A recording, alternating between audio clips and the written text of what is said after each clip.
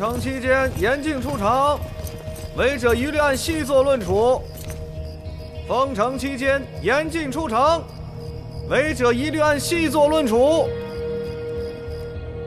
金国前国师完颜墨的诅咒。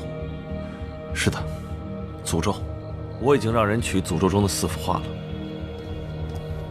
魏大人，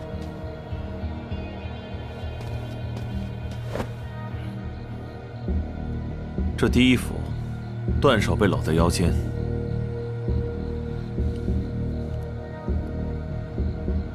其实那天我去西夏的中军大帐时，魏大人，请大将军一动不多时。我也感到非常意外。启禀大将军，大宋使者燕回城镇守使魏平，魏大人到了。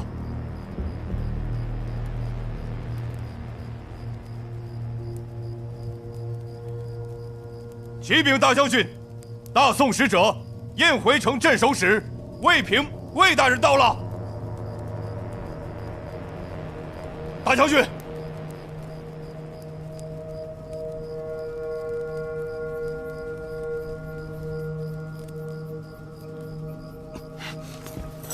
当我们冲进大帐时，看到的便是如此。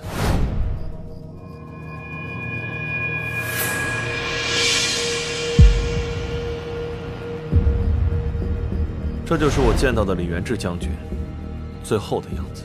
这完颜墨的诅咒可真够变态的。这诅咒真的会这么灵吗？哎呀，怎么可能？魏大人，出事了，出事了！蒙古使者帖木儿死了。什么？蒙古使者死在驿站？人是怎么死的？帖木儿房里的2个女子今早发现，帖木儿被人用一根长矛刺穿心脏，钉死在柱子上了。长矛穿心，这死法和完颜墨诅咒上的第2种死法一模一样。这背后究竟有何玄机？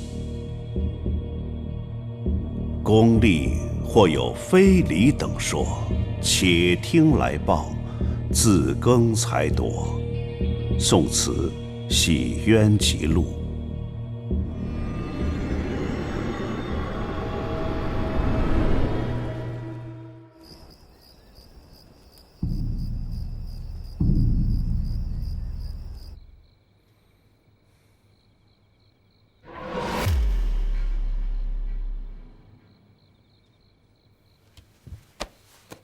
死亡时间约在子时。到底怎么回事？不知道，我什么都不知道。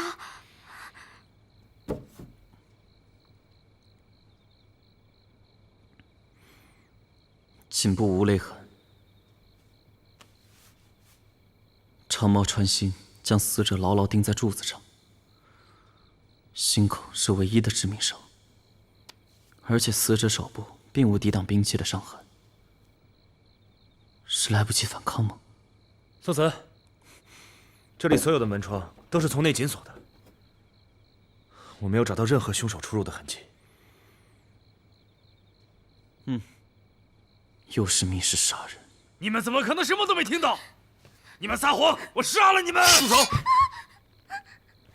哈桑将军，在此案没有查明之前，他们2个对我来说都很重要。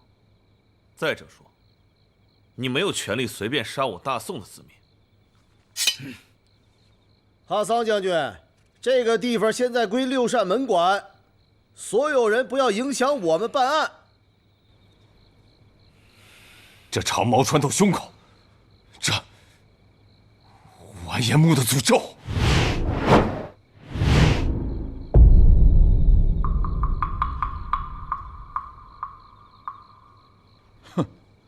动不动就是完颜木的诅咒，下一步是不是要说下诅咒的就是我们金国人？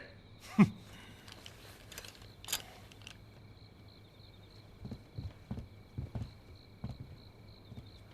！2位姑娘，可否听到什么打斗的动静？什么都没有。我们服侍完大人之后，他说要出去走走。大人让我们先休息，说一会儿会有人送银子来，但我们一直没能等大人回来。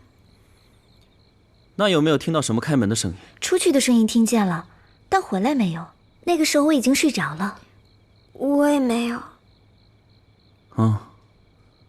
那这离开的时候，大概是什么时辰呢？我们没有看时辰，我俩大概是有13刻左右来的。帖木儿大人离开的时候，至少是亥时，或者快子时了吧。对了，这帖木儿武功如何？我们草原儿郎个个都是英雄好汉，帖木儿使者更是英雄中的英雄。那就奇怪了，这尸体完全没有搏斗的痕迹。哎呀，如果真是让人下了诅咒的话，这案子可就不好破了，因为他不是人干的呀。这案子怎么查呀？啊，我看咱们也别白费功夫了。行了行了，什么诅咒不诅咒的，都是装神弄鬼罢了。先前的建阳霞水女鬼案，都说是厉鬼复仇，最后不也证明了都是人干的吗？我有一个问题，那根长矛是谁的？长矛是帖木儿大人自己的兵器，平时就放在屋子里。我们蒙古二郎兵器是不能离手的。哈桑大人，我想进一步检查帖木儿的尸体。什么？人都死了，查不出凶手，你还想对大人的尸体做什么？我也是为了尽快找到凶手。是啊，这位小兄弟很有能力，之前破获了不少起诡异的案子。哈桑，这位是我的得力助手，之前跟着我办了很多案子，你放心，一定把案子给你查了。好，等7天，7天后我需要你们告诉我谁是凶手，不然的话，这笔账就算记在你们的头上。7天，我同意哈桑将军说的。现在除了我们大夏使者，蒙古使者也死了。我希望7天能给我们一个答案。7天？魏大人担心的对，这7天时间太……没问题，就7天。索斯，7天时间太短了，我还没……魏大人，请找人处理一下尸体，明天我要验尸。另外，这2位姑娘，还请您找人保护一下，我怕凶手会对他们不利。好。其他的人，我们去大堂说话吧。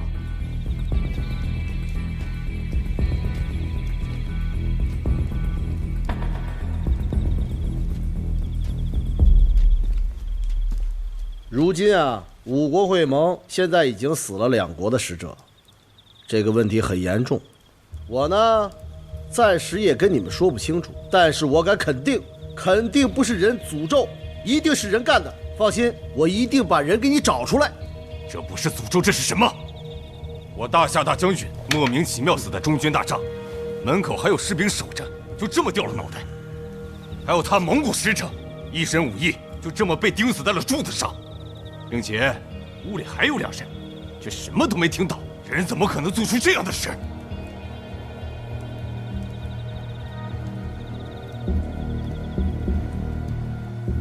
这有些事情，想不到的时候，觉得不可思议；但如果真的想到了，也就不会觉得奇怪了。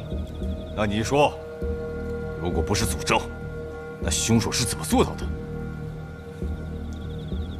我暂时还没想到，不过没关系，你不是说了吗？有7天的时间，这7天之内，肯定会给你们一个答案。白姐姐，你在吗？白姐姐，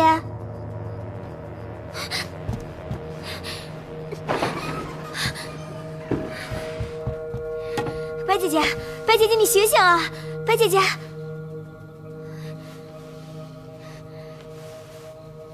白姐姐，晴儿，我怎么了？我哪知道呀？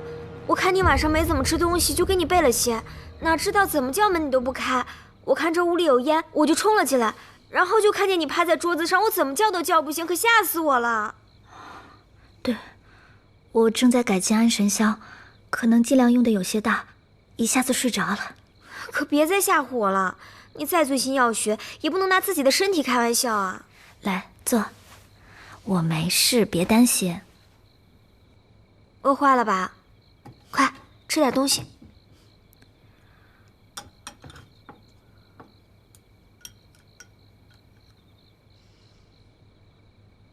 怎么了，晴儿？啊，白姐姐，我和哥哥可能过不了多久就要把客栈关了。为什么？出什么事了？虽然我们这里一直是红袄军的联络点，可中原抗金，哥哥始终觉得使不上劲儿。哥哥不甘心待在幕后，而是想真正的跟随李将军杀敌。你们再等等，大宋很快就会北伐，到时候南北响应，大事就能成，千万要沉住气啊！北伐，说了这么多年，却一直没有音讯，也不知道朝廷的部队何时才能真正的北伐。晴儿，相信我，很快了。这次五国会盟说是和平谈判，但会盟使者惨死，你觉得还能谈得下去吗？白姐姐，这件事情……总之，这次五国会盟不会很顺利。无论凶手是谁，目的都是要破坏这次会谈。而这个凶手使用的是金国前国师完颜穆的诅咒，无论金国人是不是背后的元凶，他都撇清不了干系。这个凶手就是要搅乱这一滩水。是啊，事情变得越来越复杂了。大家都知道，这无论是凶手杀人还是诅咒杀人，都遵循着这完颜穆图上的内容。如今第一种死法，抱手置于膝上，和第二种死法，长矛穿心，均已实现。也就是说，再过些日子，还会有凶案发生。这将是一连串针对五国会盟使者的连环杀人案。你的意思是说，还有使者会死？现在的使者就剩我们大金国、大宋国，还有回鹘。那我们3个人之中，至少有2个是凶手的目标。别害怕，我刚才就想说来着。刚才呢，李元贞大人一生气，把我的思路全给打乱了。现在留给咱们的时间不多了，还有7天的时间。在这7天里，还有3名使者。如果再死2名的话，那么剩下最后一个使者，就是凶手所在的国家。金人的诅咒，卓罗图，你们金人的嫌疑最大了。如果是我们金人杀人，我们怎么会效仿完颜穆国师的诅咒？那不是此地无银300两吗？要我说，大宋国的使者现在还未到，嫌疑最大的应该是他们吧。今天我们韩大人就会到，实在是有些事情耽搁，但是我们大宋的人是绝对不会做出这种事情的。什么人？不准进来！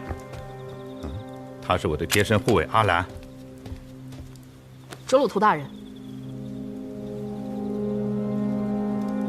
喂，你这个人好泼皮无赖啊！看人家长得好看，非要给人家吃饭呀？是他，他是金国使者的护卫。我没事。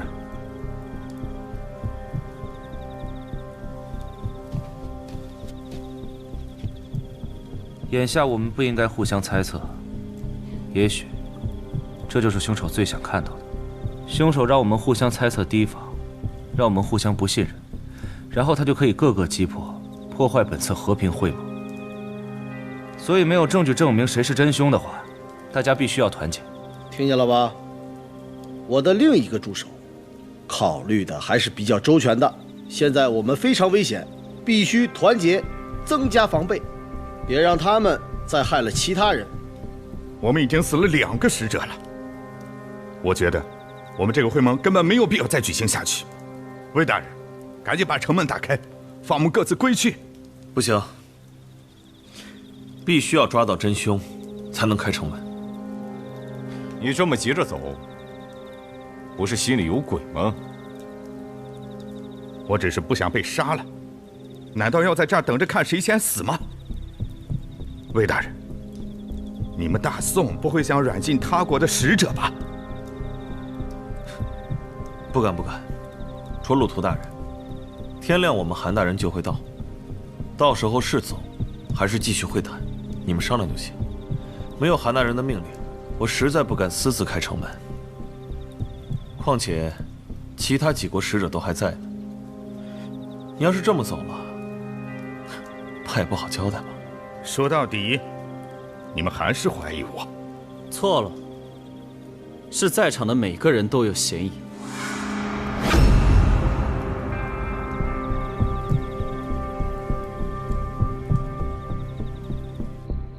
白姐姐，你怎么看？到底是不是金人干的？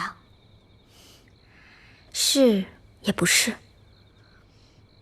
姐姐把晴儿弄糊涂了。这完颜木的诅咒的确是金国人的，可用这个方法杀人，未免也太直接的告诉别人我就是金国人。所以凶手这招非常厉害，让人去猜。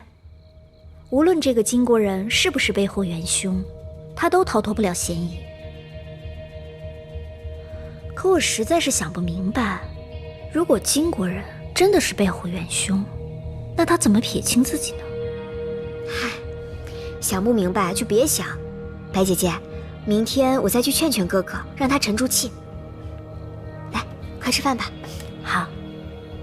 五国会盟开始以来，使者居住的驿站一直都有重兵护卫，我相信凶手很难逃离。如果说这个驿站没有发现密道，那就代表凶手一直就在驿站中。所有不能拿出帖木儿被杀那晚不在场证明的人，都有可能是凶手。卫平大人，这天快亮了，白天我还得验帖木儿的尸体，等韩大人来了，再统一询问大家的不在场证明吧。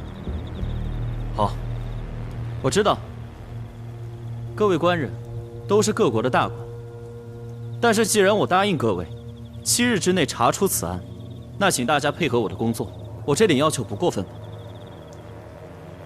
那7天内，要是查不明白，这好办啊。7天之内，如果查不明白，直接就把他的头割下。我告诉你啊，你是我的上司，我脑袋掉了你也保不住。你不是在屋里答应的吗？拦都拦不住，我也没说单脑袋，就不能单点银子？当然不会要你们人头。那我就放心了。7天内查明此案，在这7天里，我大夏的人会配合你，但到时候要是查不明，人是死在你大宋境内，不管凶手是谁，这责任就是你大宋的。到时候别怪我们兵戎相见。是啊，反正这次会盟也没法谈和了。要是查不出的话，我蒙古铁骑就会自己来查。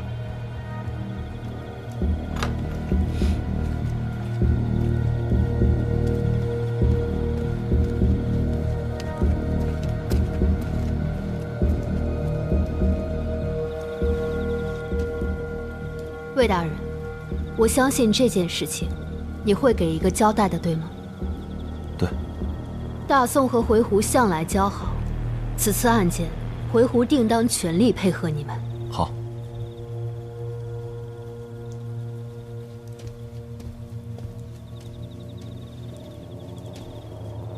让你许诺7天内破案，责任又大了吗？怎么办？这是我的问题吗？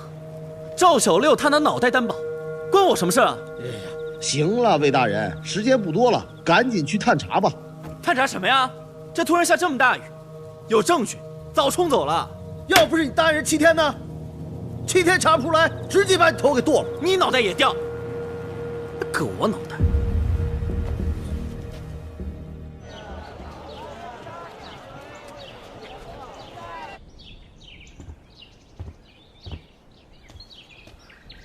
参见太傅大人。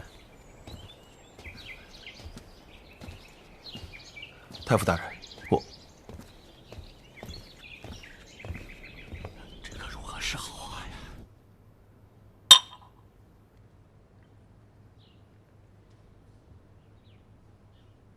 你这个镇守使是怎么做的？五国会盟还未开始就死了2国的使者，你让会盟如何进行下去？误了国家大事，你担当得起吗？太傅大人，事情真的很诡异，我已经各方面加派人手，可自西夏使者死在中军大帐之后，蒙古使者也莫名其妙被杀，而且死法跟完颜穆诅咒一模一样。好一个完颜穆诅咒！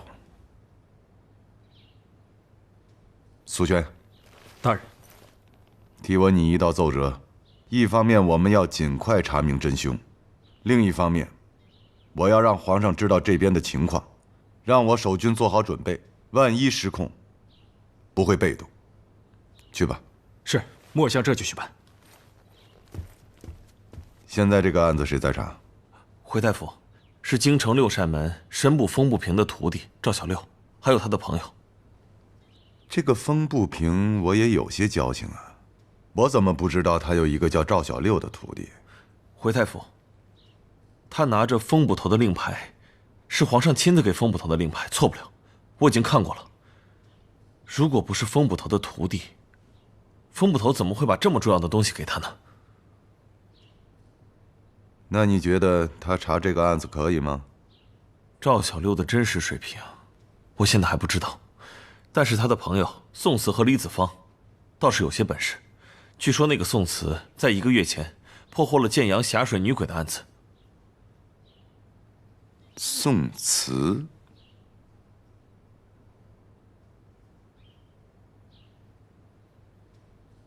有点意思。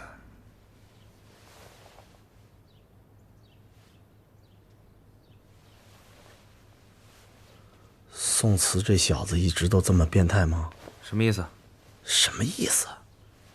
你没看他一直在那儿摆弄尸体吗？我看他摆弄尸体的手法那么熟悉，不是变态谁能干出这种事儿？你们六扇门的捕快不需要摆弄尸体吗？我不需要摆弄，我把尸体都交给仵作来处理。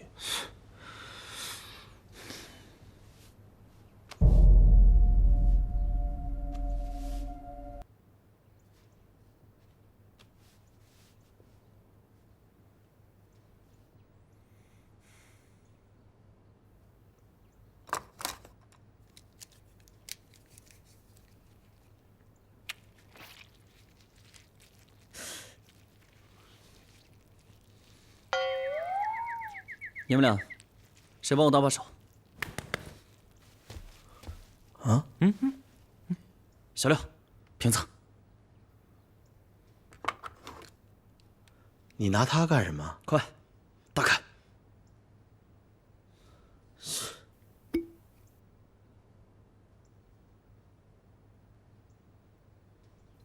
你往里挤的什么东西？这里面是死者的胃容物。胃容物，当心点，别弄掉了。哎呀，不是你弄它干什么呀？这个可是我的发明，可以抽取死者体内的液体作为研究。有些时候，尸体表面提供的证据不足以让人推断死因，我还需要在尸体身上发掘更多隐藏线索。这2名死者都身怀武功，但是却在没有任何抵抗的情况下被杀了。因此，我得先确认一下，2位死者生前是否服用过什么药物，让他们失去了战斗力。你不会这么变态吧？这么恶心的东西能分析出什么来呀？我分析不出来，但是有个人也许可以。宋慈，还发现了什么？这口鼻处没有纤维，眼角处没有出血点，因此可以排除死者是窒息死亡后被凶手处理成诅咒中死亡方式的可能。值得注意的是，这2具尸体上都没有生前搏斗过的痕迹，而且我在李元志的衣物上发现了呕吐的迹象，所以我才怀疑这2名死者生前服用过某些让他们失去了战斗力的药物。看到没？这才是专业的，所以根本就不是诅咒杀人，你知道不？你以为我真不知道？切，我能不知道吗？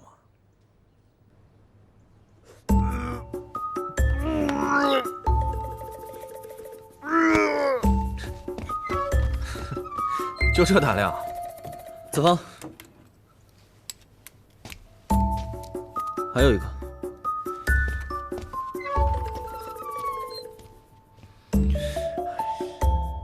怎么又这样？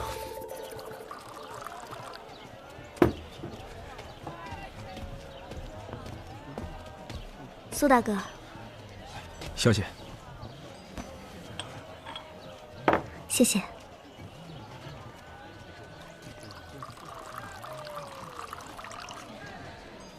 苏大哥，衣服已经到了。太傅大人已经到了，现在忙于应付各国使者。那他有什么吩咐吗？小姐，宋慈这个人，你可有耳闻？宋慈，我有印象，之前帮过一次。太傅大人的意思是，希望你可以接近这个人，如果有真才实学，便拉拢过来为我们所用。我听说他在建阳城破了一桩大案，很是聪明。好，我明白了。哦，对了，京城的案子可有眉目了？还没有。已经有4名朝廷命官离奇死亡，就在你走以后，京城又出了另一桩大案。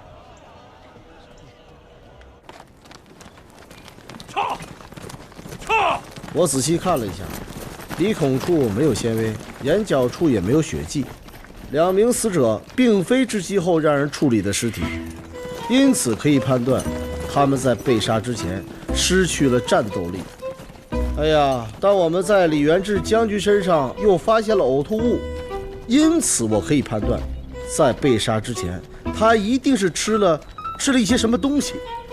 然后呢？具体吃了什么？那凶手是如何杀人的？这个，哎，宋慈，来，你说2句。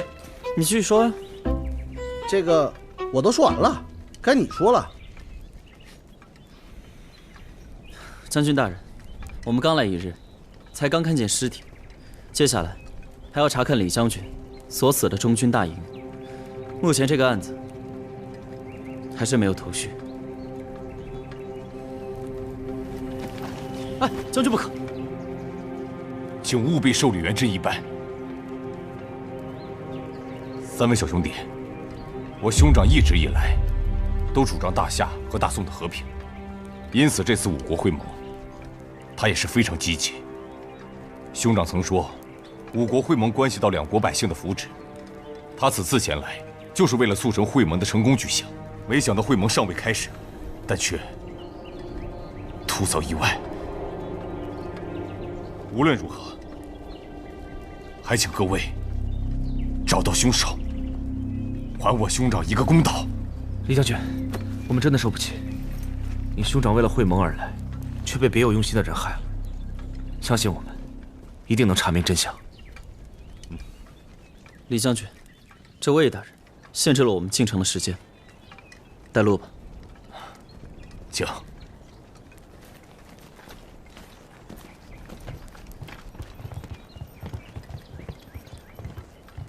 2位军爷，这李将军死的当晚，可有听见什么可疑的动静？哦，是这样的，宋老爹，我兄长被杀，守卫中军大帐的职守保护不力，按照军法，当晚已经处决了。啊？这是军中的规定。好吧，那我们进去吧。请。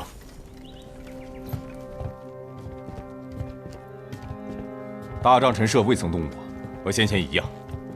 前面的书案，就是当时我兄长遇害时的位置。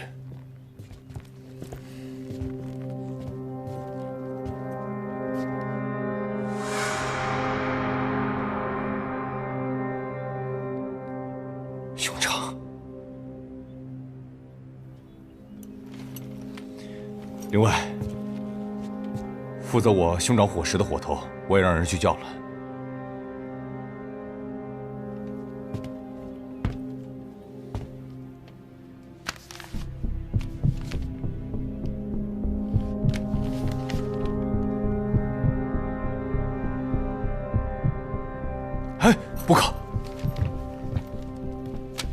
不可！这位小兄弟，这是我之前写给大家军的公文，我想跟本案无关，并且涉及一些我大夏的军情机密，手欠，还望小兄弟见谅。得罪。这里很多册子，涉及军队及国家，我们虽说是来查案的，但是为了避免不必要的误会，这些军情密报，还是不要乱动比较好。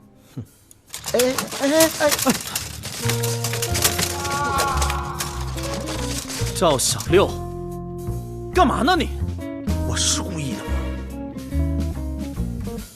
切，不好意思啊。没事。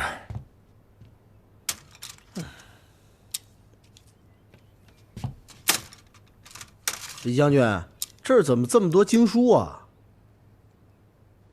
我兄长向来信奉佛法，这次南下路过大佛寺，给每一位身边的家人朋友都求了一卷平安经，希望能保所爱之人一世安乐。可惜，兄长他还是……可惜啊，就没给自己求。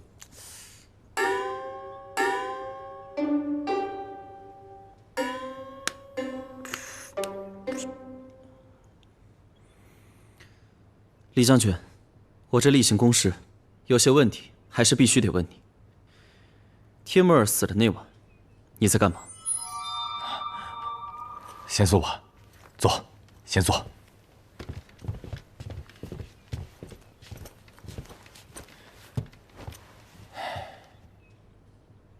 那晚我就在驿站里面，但思念兄长，一时睡不着。我的隔壁就是帖木儿的房间，他找了2个勾栏女子寻欢作乐，吵得我不胜其烦。我过于烦闷，就独自去驿站大堂的桌子旁饮酒。那会儿差不多快到子时，大概子时刚过，我听到帖木儿屋子开门的声音。紧接着没多久，他又进去了，之后我就没再听到其他什么动静。那除了你之外，可有看见什么可疑的人？又或者，有什么人进过大堂？有。就在帖木儿屋门关上没多久，哈桑就回来了。他也看到我在大堂饮酒。当时我们还说了几句话。那你们说了什么？李将军，好雅兴啊！一个人在喝酒啊？哎呀，还是帖木儿大人有雅兴啊！我实在受不了这声音，在这坐会儿。哎呀，我家大人，哎呀，血气方刚，就好这一口。来，我刚好带来2只烧鸡，就借李将军的2碗酒，一起吃怎么样？哼，自然没问题。他不知道从哪里弄了2只烧鸡进来，看我在喝酒，就坐下与我一起吃。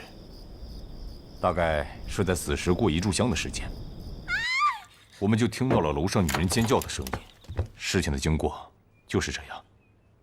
我们俩几乎同时进入屋子，进屋后就看到帖木儿已经被钉死在柱子上。那这期间，可有听见任何声音？除了寻欢的声音，我就是受不了了，才下楼去的。那金国使者和回鹘使者呢？他们的屋子在驿站院子的另一头，好像也没什么异常啊。哦，对了，我饮酒的时候看到了金国使者着陆图的贴身护卫，好像叫阿兰，曾经离开过驿站。